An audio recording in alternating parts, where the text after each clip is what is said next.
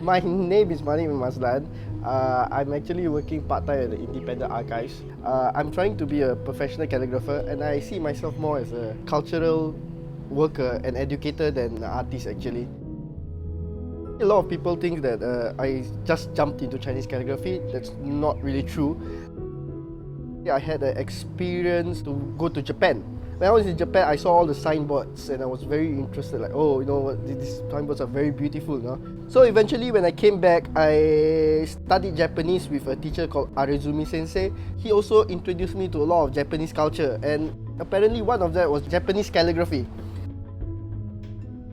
So before he left back to Japan, he actually gave me an inkstone and a brush, and he told me, Malik, I think you should pursue this. It seems like you are very interested in it and you have talent. So my first start was Japanese calligraphy. Eventually had to fly off back to Japan. So I was left alone. Eventually I read up and all that. Then I came out to the history of Japanese calligraphy. The very root of Japanese calligraphy is Chinese calligraphy. So that's when I started asking for Chinese teachers. So eventually I found out, late now that it was actually a right move. I have two notable mentors. One's Mr. Ho Xiaoping and Mr. Yong Chong Tai.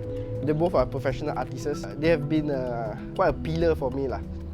I first started studying calligraphy under Mr. Ho Xiaoping.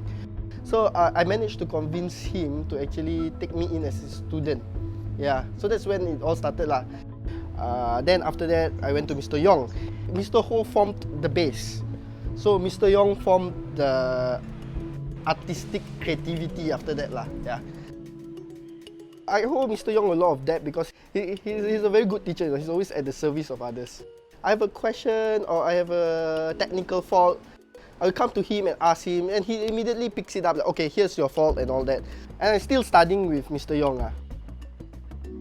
他很热爱这个中国书法书法里面，你看我们从历代的文字里面有甲骨啊、钟鼎啊、小篆、大篆，行书、草书、隶书，他都兴趣学他不单说写一种所以我也是蛮喜欢教他这一类，尤其他学习的能力很强，他临摹，还有他很用功他不像普通人说，哎呀，我来这边上课一次，回家就不管了。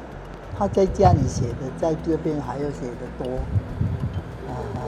而且他是真的研究，他不是单单写字。We have a class at the senior citizen corner. Yeah, it's actually more of an interest group rather than a class. So it's held every Wednesday night. It's just a small group of us. We come, we talk and all that. Yep. But I dare say I'm the youngest in the class lah. Yeah, and the only minority, the only Malay. They have always been a pillar of support for me because they're always encouraging me. Because I studied Chinese only for 1.5 years in Taiwan, 1 year in China. And calligraphy deals with very higher Mandarin. There's certain things that I don't understand, but they help me understand it.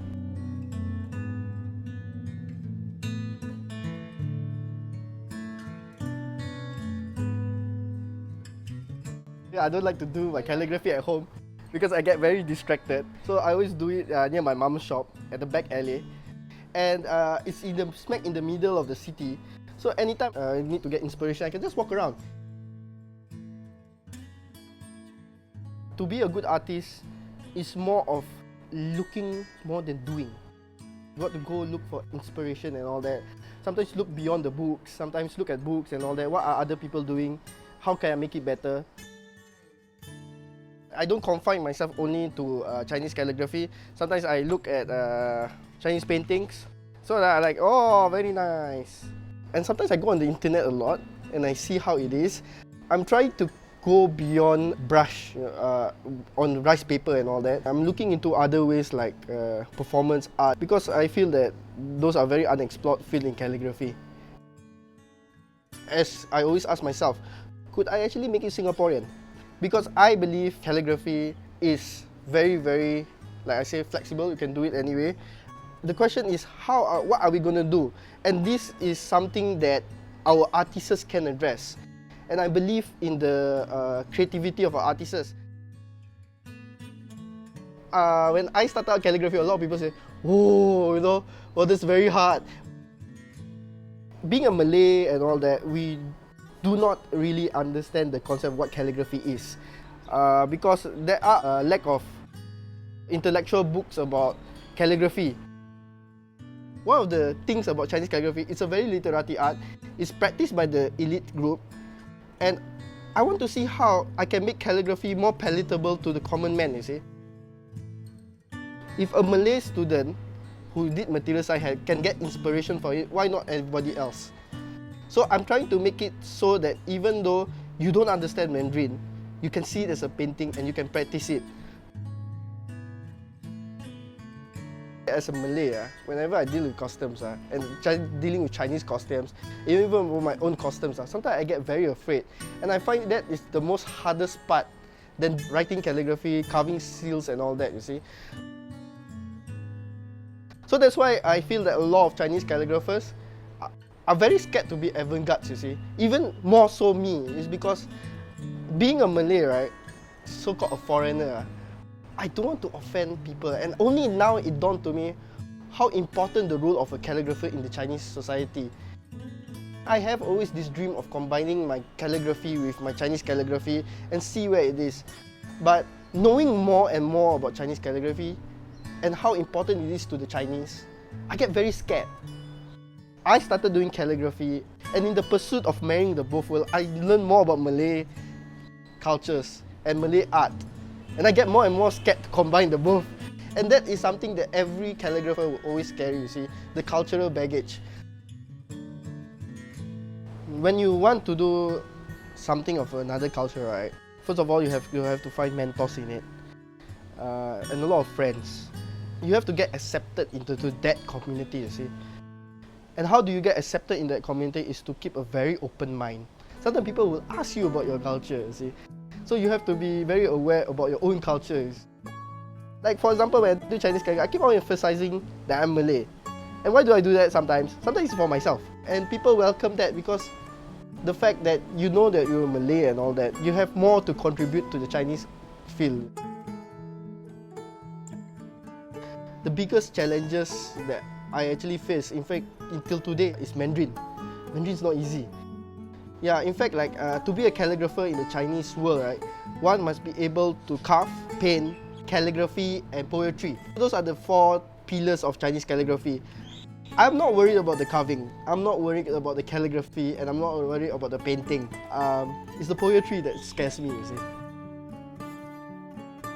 I've been told by someone that, it's too weird for a Malay to do calligraphy and all that. But those are very few lah. Those people are very, very few lah. I mean, I'm very fortunate because like the Malay community, my family, the Chinese community has been very supportive of me. Like Chinatown Council supported me when I was doing the Mooncake Festival. Then Yayasan Mendaki, with the Malay community, also supported me.